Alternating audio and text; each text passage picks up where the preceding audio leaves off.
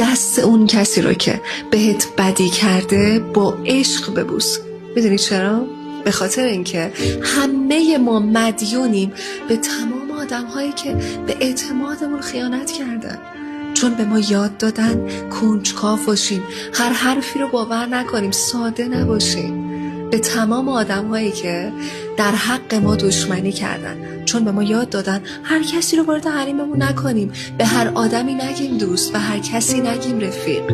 به تمام کسایی که تحقیرمون کردن، مسخرمون کردن، باورمون نداشتن، باعث شدن به خودمون بیاییم، موفق بشیم. این زخمای ماه که باعث میشه ما رشد بکنیم. میگه پرسیدند به خودت افتخار میکنی؟ گفتم بسیار. پرسید چرا؟ گفتم چون هیچ کس نمیدانن من چندین بار خودم رو بازسازی کردم که زندگی الانم رو داشته باشم.